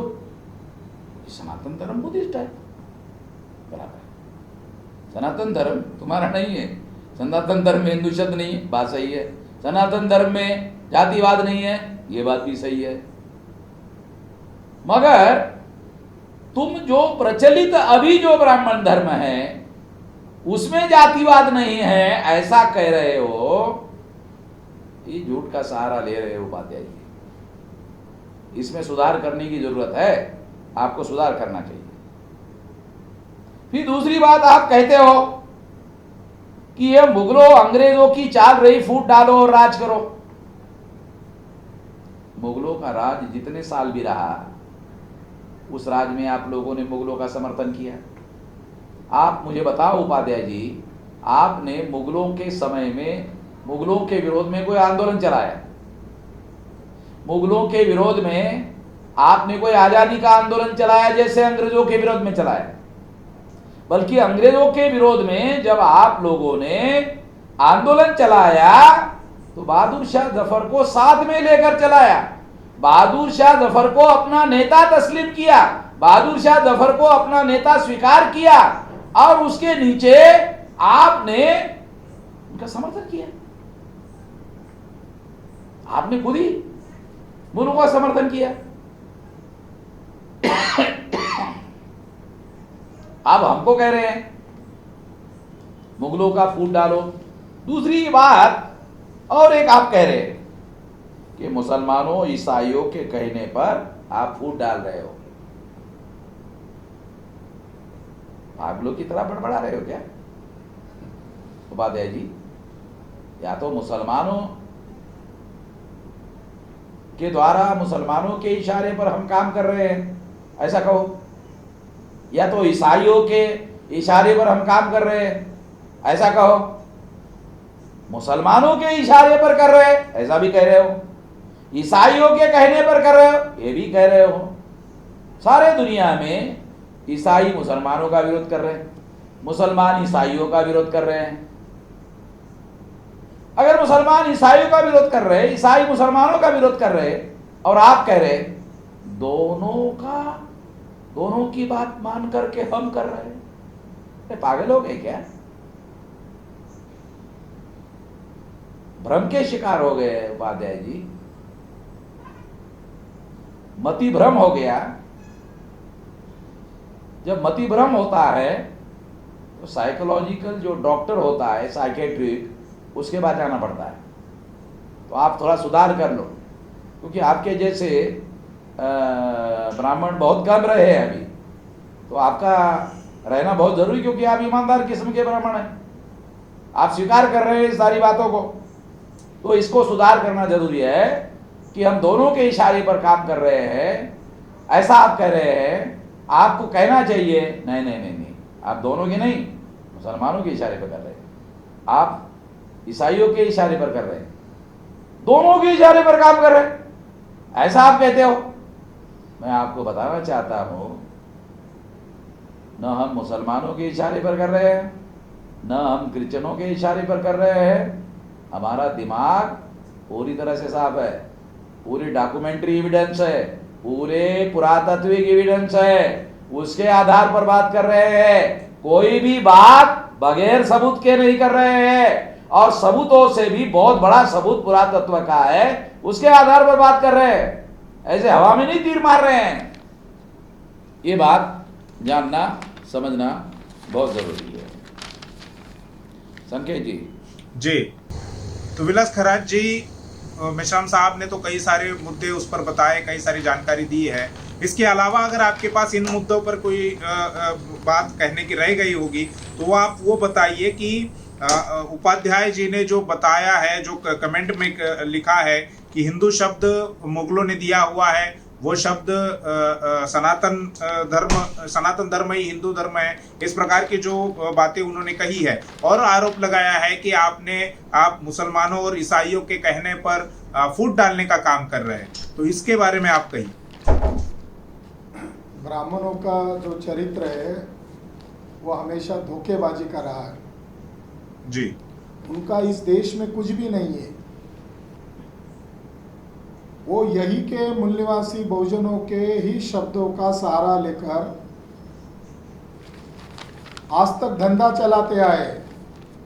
जैसे सनातन शब्द बुद्धिज्म से चुराया,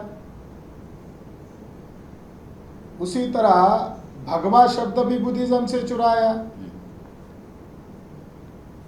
भगवा का मतलब जिसने विकारों का भंग किया, नाश किया, वो बुद्ध है, यानी भगवान बुद्ध है। बुद्ध का विशेषण है भगवान, और भगवा त्याग का प्रतीक है। तो ये भगवा शब्द भी बुद्धिज्म से लिया। दूसरा, संघ शब्द जो आरएसएस के लोग आज इस्तेमाल करते हैं, ये संघ शब्द भी बुद्धिज्म से लिया। तो ब्राह्मणों के पास है क्या? उनके पास तो अपने धर्म का नाम छुपाते हैं, और जो मुगलों के द्वारा दी हुई गाली है उसको धर्म के नाम पर प्रचार करते हैं। मुझे बात याद आती है कि विदा सावरकर ने कहा था कि हम बहुत अल्पसंख्यक लोग हैं, मगर हम क्यों बहुसंख्यक लोगों पर राज करने में कामयाब क्यों हुए? तो उसने एक शब्द का प्रयोग किया था, असिमिलेशन। हम समन्वयवाद करते, समन्वय करके इन लोगों को गुमराह करते हैं, और अपनी बौद्धिक चालाकी का इन लोगों को पता नहीं चलता। गोलबलकर ने एक संकल्पना का इस्तेमाल किया, संस्कृताइजेशन। ब्राह्मण लोग शब्दों का खेल करते, षड्यंत्र करते। जैसा एक उपाध्याय ने कहा, हमने भी बुद्ध की तरह त्याग किया है। एक षड्यंत्र कि वो संघ में झूठ बोलने का बढ़िया ट्रेनिंग दिया जाता, तो एक शब्द हमने बुद्ध की तरह त्याग किया है। बाबा साहब अम्बेडकर ने ब्राह्मणों को चुनौती देते हुए कहा था कि ब्राह्मणों में एक भी वॉलंटियर पैदा नहीं हुआ, एक भी क्रांतिकारी आदमी नहीं पैदा हुआ। हम कहते हैं ब्राह्मणों में एक भी महापुरुष पैदा नहीं हुआ, क्योंकि ब्राह्मणों में त्याग और कोई न्याय का पक्ष लेने का कोई किरदार ही नहीं, चरित्र ही नहीं है। बुद्ध के साथ वो कंपेयर कैसे कर सकते हैं? एक तरफ तुम बुद्ध का विहार तोड़ते, बुद्ध के भिक्षुओं की कत्लेआम करते हो, राजाओं का कत्लेआम करते हो, और फिर दोबारा तुम बुद्ध के साथ कंपेयर करते हो कि बुद्ध की तरह त्याग किया। क्या कहना चाहते हैं उपाध्याय जी? तुम विहार तोड़ने की बात कर रहे हो, तुम स्तूप तोड़ने की बात कर रहे हो, और दूसरी तरफ तुम बुद्ध के साथ कंपेयर कर रहे हो। ये संभव नहीं। दूसरी तरफ कह रहे हैं कि हमने सनातन धर्म में कोई भेदाभेद नहीं है, ये मुंह से ब्राह्मण पैदा हुआ, बाहु से क्षत्रिय पैदा हुआ, जंघा से बनिया वैश्य पैदा हुआ, और पैर से शूद्र पैदा हुआ। और मनुस्मृति में लिखा है कि अगर ब्राह्मण को किसी का मकान अच्छा लगे तो वो उसका छीन सकता है, क्योंकि वो भूदेव है। सारी धरती ब्राह्मणों की है। तो ये मक्कारी का सबूत है। तो दोगलेपन की बात करना, इधर भी हाथ रखना और इधर भी हाथ रखना। और मेश्राम साहब ने जो बात कही हिंदू धर्म के बारे में, ये ब्राह्मण धर्म है, यही सच है। ये वैदिक धर्म है, ये ब्राह्मण धर्म है। और SC ST OBC के लोगों को गुमराह करने के लिए ये हिंदू शब्द का सहारा लिया जाता है। मैं इस पर इतना ही कहना चाहता हूँ। दूसरा बात, ये मुगलों का जो संदर्भ लिया है, मुझे इस मौके पर यह कहना है कि ब्राह्मणों ने मुगलों को साथ में लिया और जो स्तूप थे, जो विहारा थे, इसको नष्ट करवाया। मैं इसके दो सबूत दे सकता हूं। पहले नंबर का सबूत जो आज कश्मीर का इलाका है, लेह लद्दाख में आज भी बुद्धिज्म है। जब कनिंघम कश्मीर के इलाके में विजिट करने के लिए गए तो उनको आश्चर्यजनक वहां बात नजर आई। उन्होंने उसको अपने रिकॉर्ड में दर्ज किया कि कश्मीर में क्या उन्होंने देखा। उनकी ये बात, उनकी जो हिस्टोरिकल बुक है एशियन बुद्धिस्ट ज्योग्राफी, इसके अंदर ये बात दर्ज है। उन्होंने कहा कि वहाँ मुझे कई सारे स्तूप मिले और वहाँ मुझे जली हुई लकड़ियाँ और बहुत सारे काले पड़े हुए पत्थर और ईंटें नजर आई। तो उन्होंने खुलेआम पर यह कहा, और इसके लिए हम कनिंघम साहब का बहुत धन्यवाद कि हमको पाठ्यक्रम में बताया गया अलग है और हिस्ट्री अलग है। उन्होंने कहा जनसाधारण अपने इस कथन में एकमत है कि नगर का विनाश अग्नि से हुआ था, और यह विश्वास चाहे प्रथा पर आधारित हो अथवा दृढ़ विश्वास पर, कोयले एवं भस्म की मात्रा से इस विश्वास की पुष्टि होती है कि जो ध्वस्त सभी भवनों में प्राप्त है। जनरल कोर्ट के बौद्ध स्तूप के उत्तर की ओर विशाल विहार में मैंने जो खुदाई कराई थी उससे उपरोक्त कथन को पर्याप्त पुष्टि मिलती है। मैंने दीवारों के प्लास्टर को आग से काला हुआ देखा था तथा चूने के पत्थर के कण से बनाई हुई ईंटों को बिन बुझाए हुए चूने में परिवर्तित देखा था। छत की लकड़ी अपने जले हुए टुकड़े एवं भस्म से सरलता पूर्वक पहचानी जा सकती थी। दुर्भाग्यवश मैं अपनी खोज के दौरान ऐसा कुछ प्राप्त नहीं कर सका जिससे इस भवनों के विनाश के संभवित काल को संकेत मिल सके, परंतु चूंकि देश के इस भाग पर युवन संघ के समय से पूर्व ही कश्मीरी राजाओं की शक्ति स्थापित हो चुकी थी, मैं मुगल असहिष्णुता की अपेक्षा ब्राह्मणों के ईर्ष्या द्वेष को ही इनके विनाश का कारण स्वीकार करने का इच्छुक हूँ। यानी कश्मीर में तक्षशिला इलाका आता था, वो बड़ा पैमाने पर बुद्धिस्ट था। ये मुगलों को साथ में लेकर ब्राह्मणों ने नष्ट किया, ये सबूत है। ब्राह्मण लोगों ने मुगलों को साथ में लेकर नष्ट किया। सारनाथ में 200 फुट ऊंचे संग्राम थे। युवन संघ ने कहा कि वहां सोने की बुद्ध की मूर्तियां थी और हर जगह पर वो दिखाई देती थी, बड़ी बड़ी मूर्तियां थी। ब्राह्मणों ने मुगलों को साथ में लेकर उस संग्राम को जलाया, दमेक स्तूप को नष्ट किया, अशोक के पिलर को नष्ट किया। ये सबूत है कि ब्राह्मणों ने प्लानिंग करके वो नष्ट किया। मैं उपाध्याय जैसे ही एक ब्राह्मण का सबूत देना चाहता हूँ। वेदालंकार नाम के काशी के ब्राह्मण हैं और वो हिस्ट्री डिपार्टमेंट के हेड ऑफ थे। इन्होंने खुद अपनी किताब में यह कबूल किया, बहुत महत्वपूर्ण बात है। हरिदत्त वेदालंकार, प्रोफेसर हरिदत्त वेदालंकार जो काशी के प्रोफेसर है, उन्होंने ये बात कबूल की कि 7वीं 8वीं सदी में शैवों ने महायान बौद्ध धर्म से संघ और समाधि के तत्व ग्रहण किए। वैष्णवों ने भक्ति और रथ यात्रा, मूर्ति पूजा आदि के तत्व ग्रहण किए। यानी खुद एक ब्राह्मण कबूल कर रहे हैं कि बुद्धिज्म से क्या क्या चोरी किया। बौद्ध श्रमणों का स्थान हिंदू वैरागियों ने ले लिया। बुद्ध को हिंदुओं ने, ब्राह्मणों ने 8वां अवतार मान लिया और इस प्रकार शैने धीरे धीरे समूचे बौद्ध धर्म को ब्राह्मणों ने हजम कर डाला। दोनों में अब कोई अंतर नहीं रहा। 12वीं शती के अंत में तुर्कों ने जब बौद्ध विहारों पर हमला किया तो सब भिक्षु तिब्बत भाग गए और उनके अनुयायी हिंदू बन गए, वैदिक धर्म के गुलाम बना दिए गए और उनके उजाड़े गए विहारों पर शैव साधुओं जम गए। बुद्ध गया का मंदिर प्रारंभ में बौद्ध था, बाद में गिरी संप्रदाय के शैवों ने उस पर कब्जा कर लिया। एक और सबूत मुझे वृंदावन भट्टाचार्य का मिला। ये काशी के प्रोफेसर है। इनका महत्वपूर्ण स्टेटमेंट है, जो मुगल और ब्राह्मण लोग साठगांठ करके बौद्ध विहारों को नष्ट कर रहे थे। उनका यह कहना है कि फिर जब बौद्ध तीर्थ मुगलों द्वारा नष्ट किया गया, उस समय स्थानीय महादेव जी का मंदिर वर्तमान न था सारनाथ में। यदि होता तो वह भी नष्ट बिना न रहता। अतः यह मानना चाहिए कि बौद्धों के प्रबल प्रभाव के लुप्त होने के पश्चात जिस तरह बुद्ध गया में ब्राह्मणों ने तीर्थ स्थापित हुआ, बिल्कुल उसी तरह सारनाथ का मंदिर भी बना।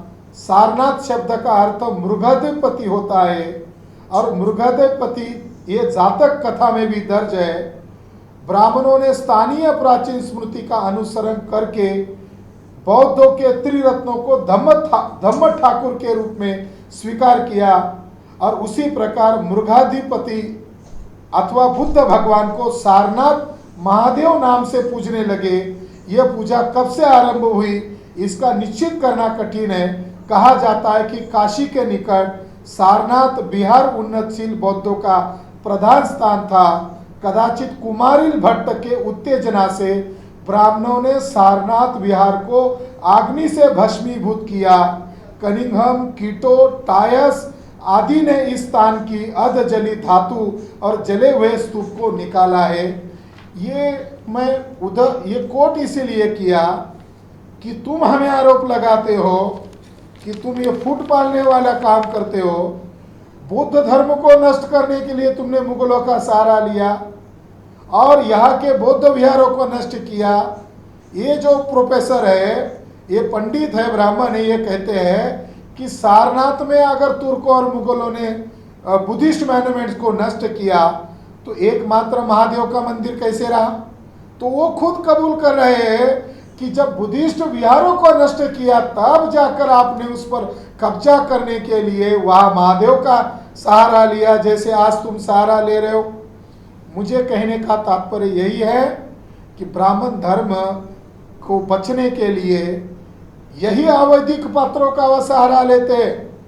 कृष्ण अवैदिक है, ब्राह्मण कृष्ण का सहारा लेते। शिव को रुद्र कहा गया है, असुर कहा है, अवैदिक है, ब्राह्मण अवैदिक का सहारा लेकर रुद्राभिषेक कर रहे, ये सबूत है। और एक कृष्ण हुआ, एक शिव हुआ और एक होता है राम। राम तो बोधिसत्व राम है, ये भी आपने जातकों से चुराया। कृष्ण भी जातकों का पात्र है, वासुदेव भी बुद्धिस्ट लिटरेचर का पात्र है। मैं इस पर डिटेल कुछ अभी नहीं कह सकता, इस पर मैं विस्तृत रूप से किताब लिख रहा हूँ। मगर ब्राह्मण लोग चोर है, चोरी करके उन्होंने हजम किया, सिद्धांतों को चोरी किया, नायकों को चोरी किया। अभी धम्म ठाकुर का जिक्र किया, ठाकुर शब्द कहाँ से आता है? ये भी चोरी किया हुआ शब्द है। बिहार में ठाकुर नाई लोग अपने आप को पिछड़े वर्ग के कई जाति के लोग कहते हैं। धम्म ठाकुर का मतलब है बुद्ध धम्म संघ। धम्म ठाकुर का मतलब है ये बुद्ध धम्म संघ। ये जो जगन्नाथपुरी में कृष्ण, बलराम और सुभद्रा, ये जो तीन पात्र है, ये कहाँ से आए? तो कनिंघम महोदय ने इसी एशियन बुद्धि जागरूकता में कबूल किया कि कृष्ण यानी बुद्ध है, सुभद्रा यानी धम्म है और बलराम यानी संघ है। और जो जनरल टॉड थे, मेजर टॉड, इन्होंने जिंदगी लगाकर राजस्थान के क्षत्रियों का स्टडी किया। उनका कहना है कि ब्राह्मणों ने कई शाक्य लोगों को, जो नाग क्षत्रिय थे, इनको असिमिलेट करके अपने अंदर समाहित किया ताकि बुद्धिज्म को और यहाँ के लोगों को दबाया जा सके। तो सारे क्षत्रिय लोग उनके नहीं है, बहुत सारे लोगों को गुमराह करके उन्होंने असिमिलेट किया है। सबूतों के आधार पर टॉड साहब ने सिद्ध किया है। उन्होंने भी कबूल किया कि मीरा और जो कृष्ण है, ये जो राजस्थान में जो कल्ट डेवलप हुआ, भक्ति कल्ट, ये बुद्धिज्म से निर्माण हुआ और इसका अभी तक कोई ब्राह्मण काउंटर नहीं कर सका है। ये जो सारा भक्ति कल्ट, भागवत, ये बुद्ध से बना हुआ। भागवत, भगवत, नमो तस् भगवतो अरहतो, ये भागवत शब्द बुद्ध से बना हुआ है। ये जो भागवत संत के आंदोलन को ब्राह्मण भागवत पंथ कहते हैं, वैष्णव पंथ कहते हैं। ये भक्ति कल्ट जो है ये महायानी से डेवलप हुआ, ये सारा ब्राह्मणों ने चोरी किया हुआ है। आज तक ब्राह्मण हमारे लोगों को जोर जबरदस्ती से बोलते आए हैं, मगर आज संविधान के माध्यम से तर्क करना, सच को ढूंढना और ब्राह्मणों को वैचारिक आधार पर नंगा करना, ये फुले शाह अम्बेडकरी विचारधारा से अब हम सीख चुके हैं और ब्राह्मणों को हम चुनौती देते हैं। ये जितने भी हम मुद्दे उठा रहे हैं इसको काउंटर करके बताए, भागवत इसको काउंटर करके बताए। ये भागवत का जो भागवत टाइटल है ये चित्पावनों ने बुद्धिस्टों से चुराया हुआ शब्द है। भागवत बुद्धिस्टों का है, संघ बुद्धिस्टों का है। भागवत अगर वास्तविक है तो मुझे इस बात का जवाब दे कि ब्राह्मण लोग अपने सर पर काली टोपी क्यों पहनते हैं? ब्राह्मण लोग ये अपने सर पर काली टोपी क्यों पहनते हैं? हाफ चड्डी को फुल चड्डी बनाया। जब इसका रहस्य लोगों को पता चलेगा शायद हो सकता है अपनी काली टोपी का रंग बदल दे। मेरा अनुमान ये है, मगर ब्राह्मण इस बात को जवाब दे। मेरा अनुमान है वो काली टोपी शायद इसीलिए पहनते हैं क्योंकि ब्राह्मण लोग काले समंदर के इलाके से भारत में आए थे, तो काले समंदर की याद में शायद वो काली टोपी पहनते होंगे। संकेत जी।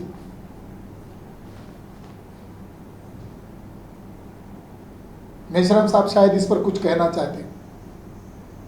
संकेत जी जी।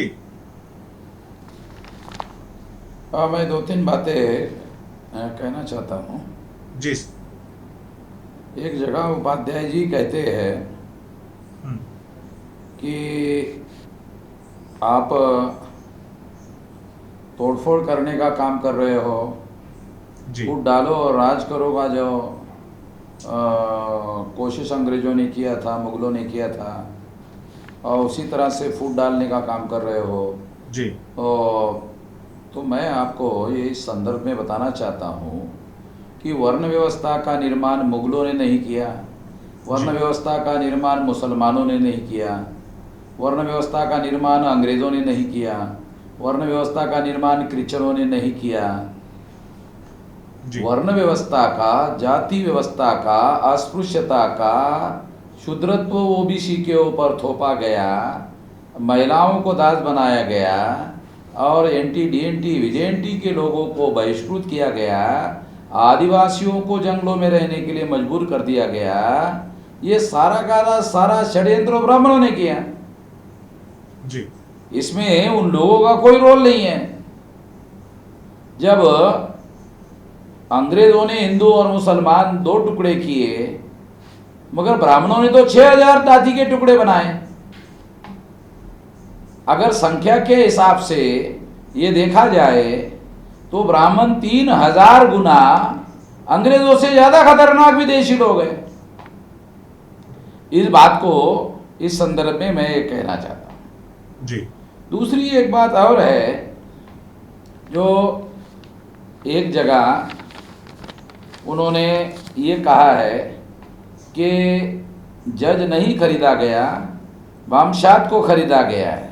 जी। ब्राह्मणों को विदेशी बनाने की साजिश रची गई है। जी। मैं ये कहना चाहता हूँ कि जिस जज ने राम मंदिर का फैसला दिया, फैसला देने के पहले एक औरत ने उस जज पर चरित्र हनन का आरोप लगाया था। जी। उसके बाद वर्तमान चीफ जस्टिस के नेतृत्व में 7 जज का एक ये बना और उन्होंने उस पर निर्दोष छोड़ने का निर्णय दिया और उन्होंने उस औरत की इंक्वायरी करने का, ओडिशा का कोई नागभूषण पटनायक है, उनके नेतृत्व में उसकी इंक्वायरी की। उन्होंने उस औरत को भी निर्दोष घोषित कर दिया। दोनों तो निर्दोष नहीं हो सकते, मगर दुनिया के जुडिशियल हिस्ट्री में यह पहला केस है जिसमें दोनों को निर्दोष घोषित किया गया है। इससे यह ठीक लगता है कि यहाँ पर यह मैनेजमेंट किया जा रहा था और चीफ जस्टिस को बचाने के लिए मैनेजमेंट किया जा रहा था, ताकि उस जज के द्वारा ये निर्णय करवाया जा सके। ऐसा कहा जा सकता है। ये दूसरी बात। तीसरी बात, एक जगह उपाध्याय जी ने कहा कि साकेत यूपी में वहाँ जाकर बचाओ, कुछ दिनों में मंदिर निर्माण शुरू होने वाला है जी ऐसा न हो कि तुम गुजरात महाराष्ट्र में फंसे रहो, जी वहाँ मंदिर जन जाए। कब जा रहे हो अयोध्या में? संभल कर जाना, वहाँ योगी है जो रोगियों के भूत 1 मिनट में उतार देता है। ये बात उपाध्याय ने कही। इस जी। संबंध में मैं ये बात कहना चाहता हूँ कि ये जो योगी है, जी ये योगी गोरखनाथ का भक्त है। जी अगर आप देखो, उसका पहराव देखो, जितने ब्राह्मणों के संत है, साधु है, ऐसे कहते तो बहुत बड़ी बड़ी जटा होती है, जी लंबी लंबी दाढ़ी होती है। जी मगर योगी जो है आदित्यनाथ, उसके सर के ऊपर से पूरी तरह से बाल काटे हुए हैं जी और शरीर पर जो कपड़े है वो भगवा ड्रेस है। जी तो ये ड्रेस किसका था? ये तो बौद्ध भिक्षुओं का ड्रेस है। और बाल पूरी तरह से सर से काट देना, ये तो बुद्ध भिक्षुओं की परंपरा है। जी इसका अनुसरण योगी आदित्यनाथ क्यों कर रहा है? वो इसलिए कर रहा है क्योंकि योगी आदित्यनाथ का जो भक्त है उसका नाम है गोरखनाथ। जी तो गोरखनाथ कौन है? तो गोरखनाथ ये जो बुद्धिज्म 4 हिस्सों में है, हीनयान, महायान, वज्रयान और तंत्रयान। जी तो हजारी प्रसाद द्विवेदी नाम के उत्तर प्रदेश के बहुत बड़े ब्राह्मण पंडित, इतिहासकार और बहुत बड़े साहित्यिक हो गए, हजारी प्रसाद द्विवेदी। उन्होंने लिखा कि गोरखनाथ ये तंत्रयानी आचार्य थे, तंत्रयान के आचार्य थे। जी अगर गोरखनाथ तंत्रयान के आचार्य थे तो तंत्रयान को बुद्धिस्ट का एक अंग था, हीनयान, महायान, वज्रयान, तंत्रयान।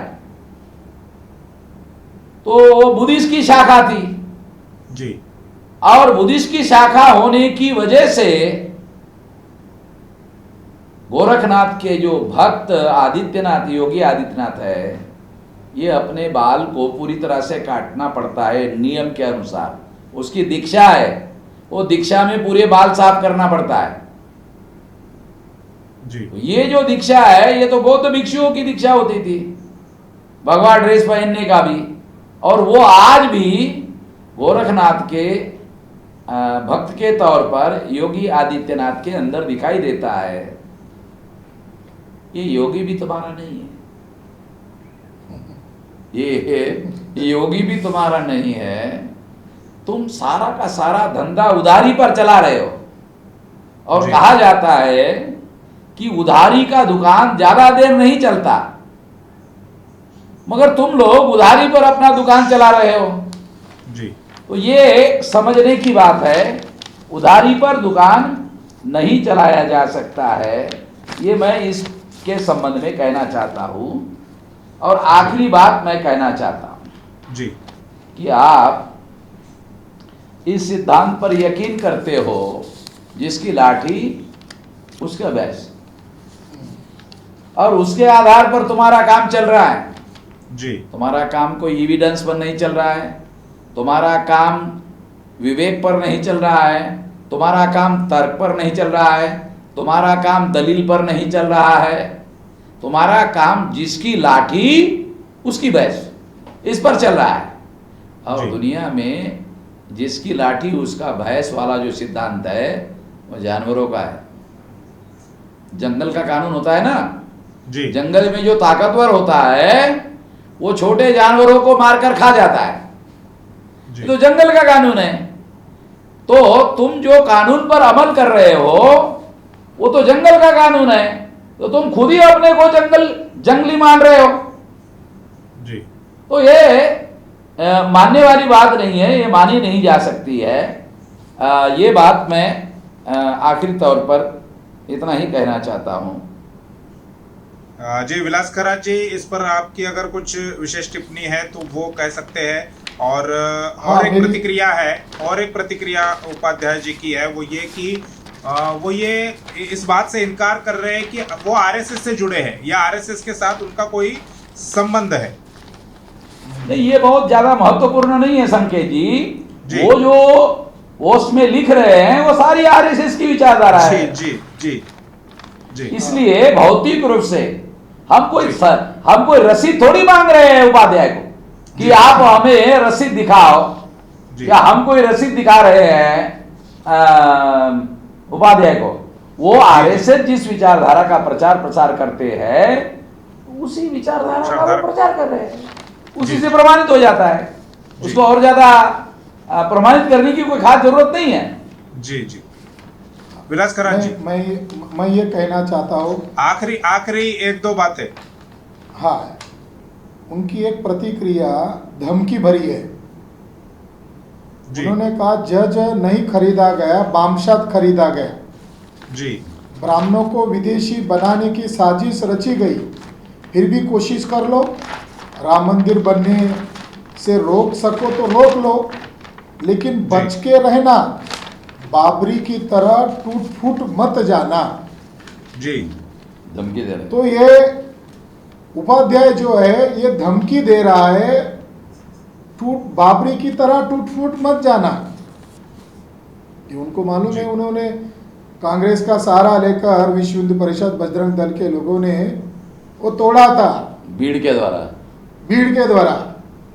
तो इसमें दो बातें हैं, तो मैं उन दो बातों को आधार बनाकर उपाध्याय को ही जवाब देना चाहता हूं सीधा, कि तुम कह रहे हो कि जज खरीदा गया नहीं, बामशाद खरीदा गया। इसका मतलब उपाध्याय को और समस्त ब्राह्मण जाति को मालूम है डॉक्टर माइकल बामशाद कौन है। और 2001 को डॉक्टर माइकल बामशाद ने ब्राह्मणों का पोस्टल एड्रेस ढूंढ के बताया, और साथ ही साथ उसने ये भी बताया कि ब्राह्मणों का डीएनए यूरेशिया से मिलता है, मगर ब्राह्मणों की औरतों का डीएनए ब्राह्मणों से नहीं मिलता। अगर ये अभी ये बात फैल चुकी है कि ब्राह्मणों की औरतों का ब्राह्मणों के साथ डीएनए नहीं मिलता, मगर ब्राह्मणों की औरतों का डीएनए ब्राह्मणों से नहीं मिलता। अगर ये अभी ये बात फैल चुकी है कि ब्राह्मणों की औरतों का ब्राह्मणों के साथ डीएनए नहीं मिलता, अगर ब्राह्मणों की औरतों ने ब्राह्मणों के खिलाफ बगावत कर दी तो डीएनए के आधार पर, तो डीएनए के आधार पर जो ब्राह्मण विदेशी है वो हमें धमकी दे रहा है, इसका मतलब है वो हमारे 85% बहुजन समाज को चुनौती दे रहा है। 3% ब्राह्मणों की औकात नहीं है। मगर वो जज को भी उन्होंने खरीद लिया, और कुछ दो लोगों को, वसंत शिंदे और राय को भी उन्होंने खरीद कर राखी गढ़ी डीएनए के बाद सिलसिले में मिस कैंपेनिंग करने का काम उन्होंने शुरू किया था। तो हमने उनको चुनौती दिया। आज तक राय और शिंदे को तो हमने लीगल नोटिस भेजा था, और शिंदे ने अभी तक उसका कोई जवाब नहीं दिया, न राय ने उसका कोई जवाब दिया। तो साइंटिफिकली बात यह है कि उपाध्याय, मोहन भागवत और समस्त ब्राह्मणों का डीएनए विदेशी है। वो धमकी देने का काम न करे। वो 3% ब्राह्मण है और विदेशी है, उनके कैरेक्टर डीएनए ने बताया वो जंगली है। दूसरा कैरेक्टर बनाया वो आक्रांता है। वो केवल घोड़े पर आए थे, कोई उनके पास सभ्यता नहीं थी, उनके पास कोई कल्चर नहीं था। वो जिस एरिया से आए वहां कोई कल्चर नहीं था, और उन्होंने यूरोप में हिंसा का सहारा लेकर वहां के पुरुषों का कत्लेआम किया। मगर या इंडस सिविलाइजेशन जैसा इलाका बहुत डेवलप था, तो उन्होंने कुछ लोगों की हत्याएं की, मगर बड़े पैमाने पर वर्ना सिस्टम लागू किया। तो डीएनए ने ये बात जाहिर कर दी कि ब्राह्मण विदेशी है, इसलिए उन्होंने वर्ना सिस्टम बताया। जब ये छेला गांव में ये संदेश जाएगा या छेला गांव में बाम से भारत मुक्ति मोर्चा और हमारे बुद्धिस्ट इंटरनेशनल नेटवर्क के जरिए से ये जो जन जागृति बढ़ रही है, ब्राह्मणों को डर सता रहा है, तो मैं इस मौके पर यही कहना चाहता हूँ कि ब्राह्मणों का चरित्र हिंसा का है, वो हिंसा की धमकी दे सकता है। अभी मैंने एक पोस्ट डाला कि ये दुर्मिल जो उपाध्याय है दिखाई नहीं दे रहे, ये कहाँ गए हैं जिन्होंने कन्फेशन दिया है। तो आरएसएस के लोगों ने उनको कहा, अरे तुम क्यों उनके मुंह लग रहे हो। तो ये उपाध्याय जी आप गायब है, अभी कोई पोस्ट नहीं डाल रहे, अभी कोई रिएक्शन नहीं डाल रहे। तुम जिस गोगोई जज की बात कर रहे हो, मैं 2 दिन पहले देखा वो 370 का लेकर एक कमेंट डाला, हिंदू राष्ट्र बनना चाहिए, हिंदू राष्ट्र की वाहवाही कर रहे। गोगोई का अकाउंट है ऑफिशियल अकाउंट, उन्होंने उनको तो राज्यसभा में लिया गया। अब जो संविधान के खिलाफ जो हिंसा की बातें गोगोई के अकाउंट से हो रही है, तो जज को खरीदा ही गए, ये उसका ट्विटर अकाउंट सबूत है। तो मैं इस मौके पर कह रहा हूँ कि हम मूल निवासी लोग हैं, हम 85% लोग हैं, ये 3% लोगों को ये बात शोभा नहीं देती धमकी देना। जी एक आखिरी बात मैं श्याम जी से जानना चाहूँगा।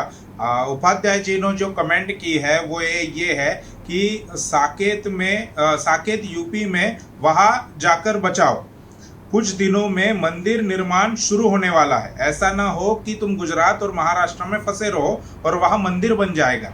यानी मंदिर निर्माण के लिए लॉकडाउन का सहारा लिया जा रहा है। ये उनकी प्रतिक्रिया से कुछ रिफ्लेक्शन जो है सरकार जिस प्रकार से काम कर रही है वो नजर आ रहा है। मिश्राम जी। हाँ, वो लॉकडाउन का सहारा ले रहे हैं जी। हम लोगों को जो एक्शन कार्यक्रम है जी, वो यहाँ अब घोषित करने का उचित मौका नहीं है, उचित समय नहीं है जी। इसलिए इस बात को अभी हम घोषित नहीं करेंगे कि हम क्या करने वाले हैं या क्या कर सकते हैं जी। जब ज़रूरी होगा तो उचित समय पर हम लोग उसकी घोषणा करेंगे। अभी वो उचित समय नहीं है, इसलिए क्योंकि 1949 में वहाँ रामलला की मूर्ति रखी थी और 2019 में ये मंदिर बनाने का फैसला सुप्रीम कोर्ट में आया जी। तो 51 और 20 तो लगभग 70 साल का समय लग गया है। और अभी बुद्धिस्ट इंटरनेशनल नेटवर्क ने अभी ये आंदोलन शुरू किया है, तो क्या करना चाहिए क्या नहीं करना चाहिए ये उपाध्याय निर्धारित नहीं कर सकते। इसलिए ये विवेकशील तरीके से और पूरी तसल्ली से और रणनीति बनाकर ही इस आंदोलन को चलाया जा सकता है। जी। तो दोनों इन दोनों मान्यवरों का हम आभार व्यक्त करते हैं और इसी प्रकार की चर्चा लगातार हम लोग MNTV के फेसबुक पेज पर और यूट्यूब चैनल पर लगातार करते रहेंगे ताकि बहुजन समाज में जो अज्ञान है, जो सही जानकारी नहीं है, उसको सही जानकारी दी जाए और अज्ञान जो है वो दूर किया जाए। शुक्रिया।